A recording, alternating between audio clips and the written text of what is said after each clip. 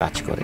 তো আমার কাছে তখন মনে হয়েছে, তখন আমি কোটা আন্দোলনের মধ্য দিয়ে শেখ হাসিনা সরকারের পতন হয়েছে। সেই সঙ্গে দেশের ঐতিহাসিক দল আওয়ামী লীগের ভাবমূর্তি ক্ষুণ্ণ হয়েছে।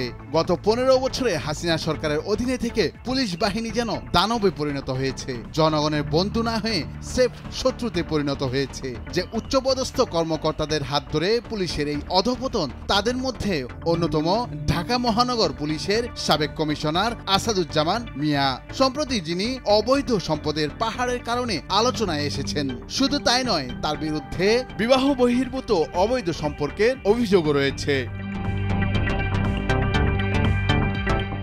আসাদুজ্জামান মিয়ার সম্পদ নিয়ে আলোচনার সূত্রপাত হয় ঢাকার একটি দৈনিক পত্রিকার খবরকে কেন্দ্র করে। ওই খবরে বলা হয়, পুলিশের সাবেক এই ঊর্ধ্বতন কর্মকর্তার স্ত্রীর নামে ঢাকায় একটি বাড়ি ও 2টি ফ্ল্যাট, ছেলের নামে একটি বাড়ি এবং মেয়ের নামে একটি ফ্ল্যাট রয়েছে। এছাড়া ঢাকা, গাজীপুর ও নারায়ণগঞ্জে তার স্ত্রী ও সন্তানদের নামে 67 শতক জমি রয়েছে।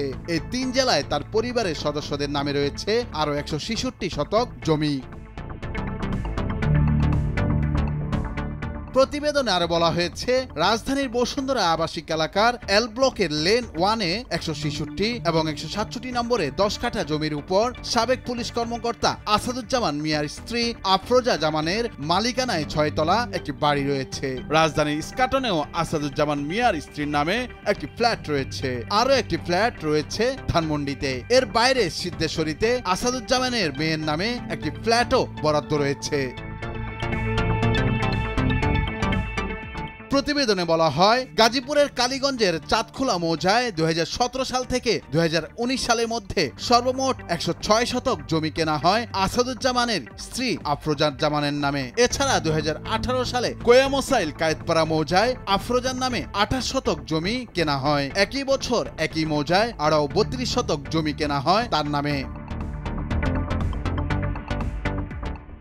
এদিকে অল্প সময়ের ব্যবধানে পুলিশের 2 ঊর্ধ্বতন কর্মকর্তা বেনজির এবং আসাদুজ্জামানের বিপুল সম্পদের মালিকানা অর্জনের বিষয়টি নিয়ে বাহিনীর মধ্যেও রয়েছে মিশ্র প্রতিক্রিয়া। পুলিশ কর্মকর্তাদের কেউ কেউ বলছেন, পরিকল্পিতভাবে এই বিষয়গুলো সামনে আনা হচ্ছে।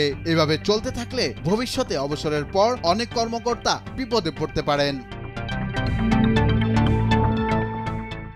ডিএমপি কমিশনারের দায়িত্ব শেষে আরেকটি গুরুত্বপূর্ণ পদ, জাতীয় নিরাপত্তা সংক্রান্ত সেলের প্রধান নির্বাহী কর্মকর্তা পদে আসাদুজ্জামান মিয়াকে নিয়োগ দিয়েছিল সাবেক আওয়ামী লীগ সরকার। 2022 সালের সেপ্টেম্বরে তার চুক্তির মেয়াদ শেষ হয়। এ কারণে পুলিশের এই সাবেক অতিরিক্ত আইজিপির বিপুল সম্পদ অর্জনের বিষয়টি নিয়ে রাজনৈতিক মহলেও এখনও আলোচনা রয়েছে।